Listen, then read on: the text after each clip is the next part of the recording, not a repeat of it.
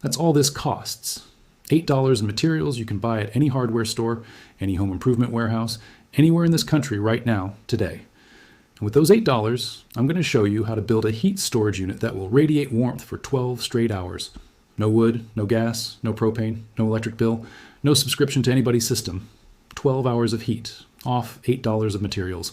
Now, they don't want you to know this. And I mean that literally.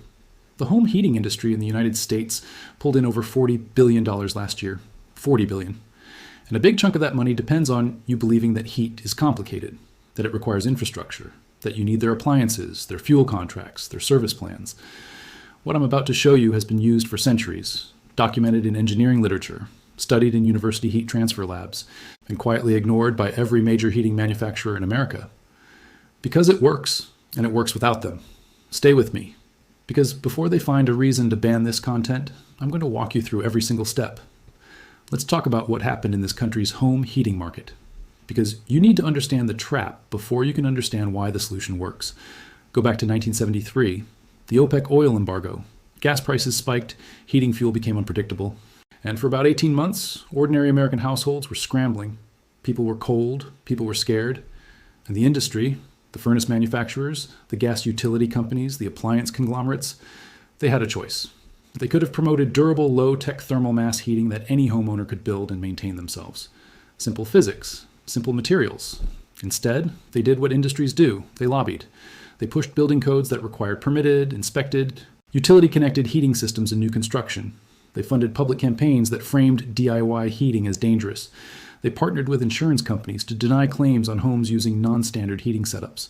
By 1985, the infrastructure was locked in. New homes came wired for gas or electric. The knowledge of how to heat a space using stored thermal energy, knowledge that European and Scandinavian builders had been using for 400 years, got quietly removed from the American mainstream conversation. Dealers will never tell you this. Your HVAC contractor will never tell you this. Because the moment you understand thermal mass, you stop being a customer. And that's exactly why we're having this conversation right now. 2. Physics, documented evidence, real science. Here's what this is actually based on, and I want you to hear this clearly. This is not folklore. This is not fringe theory. This is documented thermal physics that every engineering student learns in their first semester of heat transfer. It's called thermal mass, or thermal storage. The principle is simple. Certain dense materials absorb heat slowly and release it slowly. They act as a battery. Except instead of electricity, they store thermal energy. The specific material we're working with is silica sand packed inside standard clay brick. Here's why that combination works. Silica sand has a specific heat capacity of approximately 0.84 kilojoules per kilogram per degree Celsius. Dense clay brick runs around 0.92. When you pack sand inside hollow core or perforated clay bricks and heat the assembly to around 200 to 250 degrees Fahrenheit, which is totally achievable with a standard camp stove, a rocket stove, or even a well-built fire. That assembly stores a significant amount of thermal energy. And then it releases it, slowly, steadily, for hours. This is the same operating principle behind what Scandinavians call a tulikivi, a soapstone masonry stove. The Finnish heating tradition is built entirely on this concept. You burn a hot fire for 2 to 3 hours, the stone or brick mass absorbs that energy, and then you let the fire go out. The mass radiates heat for the next 12 to 18 hours. No fire running all night, no fuel consumption all night, just physics doing its job. In Germany, these are called Kachelofen, tile stoves. They have been in continuous use since the 15th century. They are documented in architectural literature going back to the 1400s. Meanwhile, in America, the government does not want you to know that this option exists at a DIY scale because it requires zero ongoing infrastructure, zero fuel contracts, and zero dependency on any utility company. What smart people, builders, off-grid homesteaders, anyone who's done serious research into passive heating already know is this. Thermal mass is one of the most efficient ways to heat a space ever documented. And you can build a functional version of it for $8. 4 copper materials, build process, real specs, 4A. What you need. Let's go through exactly what this costs and exactly what you're building. Materials list, standard clay bricks, hollow core or solid, both work. You want dense clay, not lightweight concrete block. At any hardware store, these run anywhere from 40 cents to $1 each. You need 4 to 6 bricks for a basic desktop or tabletop unit. Play sand or all-purpose sand. A 50-pound bag runs about $4 to $6. You won't use the whole bag. You need enough to fill the cavities of your bricks and create a sand layer bed between them. That's essentially it. Total materials, $4 to $8 depending on your local pricing, optional additions that improve performance, a small sheet of metal mesh to sit the assembly on for airflow underneath, and a simple metal tray as a base for safety and containment. A 4 to 15 step-by-step build walkthrough. Here's the exact configuration that maximizes heat retention and safe radiant output. Step 1.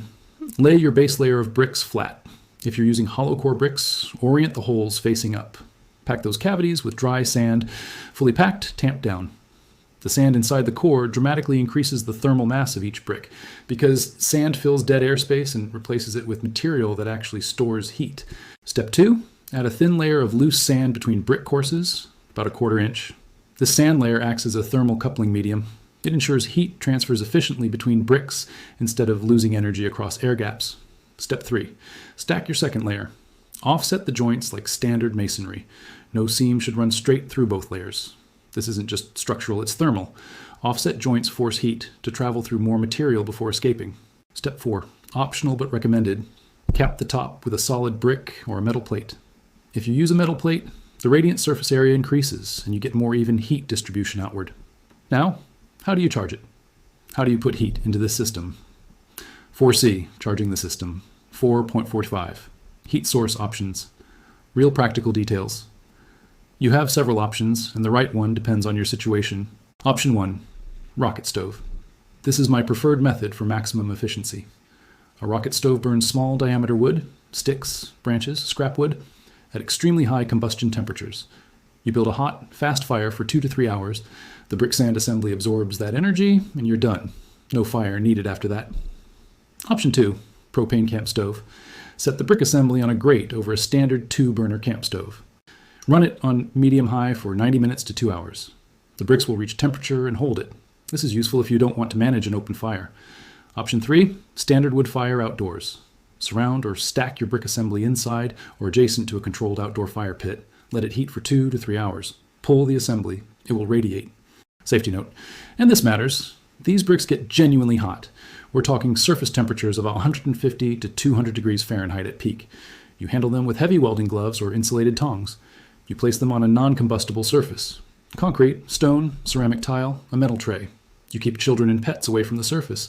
The radiated heat is gentle and diffused, but the brick itself will burn you on contact. Treat it the way you'd treat a cast iron pan fresh off the stove. 4D, performance. What you can actually expect. 5.15, honest real-world performance numbers. Let me give you realistic expectations. Not hype, real numbers.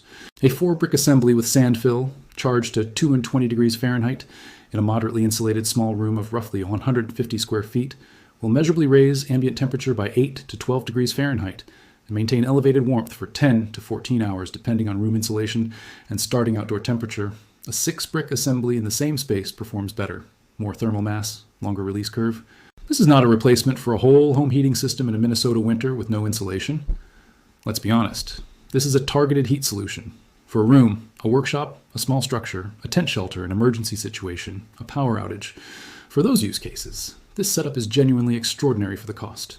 And for workshop mechanics who heat their garage, small shop owners, campers, off-grid builders, this is exactly the kind of low-cost and high-reliability setup that the industry has worked very hard to keep you from discovering. 4E, the upgrade path. 5.45. For people who want to scale this, if you want to go bigger, and plenty of people do once they see this work, the scaling principle is simple. More mass equals more storage equals longer release time.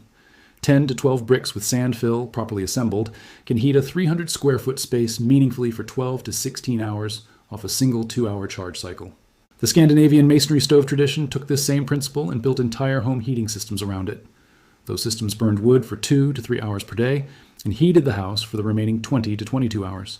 Modern replicas of these stoves, properly built, can run with 70 to 80% lower fuel consumption than a conventional wood stove burning continuously. That efficiency exists because of thermal mass, the exact same physics you just built for $8. Section 5. The Rebellion Close. Site 638. 6:30. Bring the anger, the empowerment close. Here's what I want you to understand about why this conversation matters beyond just heating. The trap they set is dependency, not just in heating, in everything. The goal of every major consumer industry is to take something you could do yourself complicated enough to make you feel unqualified, surround it with enough code and permit and liability language to make you scared, and then sell you the solution monthly for the rest of your life. Heating is one of the most basic human needs there is, staying warm. And we have been engineered to allow that need to become a subscription service, a utility bill, a fuel contract, a service agreement, a system that requires a certified technician to touch. The knowledge I just gave you is 400 years old. It predates every appliance company that exists in this country. It predates gas lines. It predates the electrical grid. Human beings stayed warm using thermal mass for centuries before anyone figured out how to bill them for it. And that knowledge still works. Physics didn't change. Dense material still absorbs heat and releases it slowly. Sand and clay brick still obey the same thermal laws they obeyed in 1600. They want you trapped in the system. They want you scared of building anything yourself. They want you calling the HVAC company, signing the annual service contract, paying whatever the utility decides to charge this winter. Here's how you fight back. You build this, you understand it, you share it. Not because $8 of bricks and sand is going to change the energy industry, it isn't. But because every time you solve a real problem with real knowledge instead of a purchased solution, you take a little bit of that dependency back. You own the skill, you own the outcome. They don't get to charge you for it.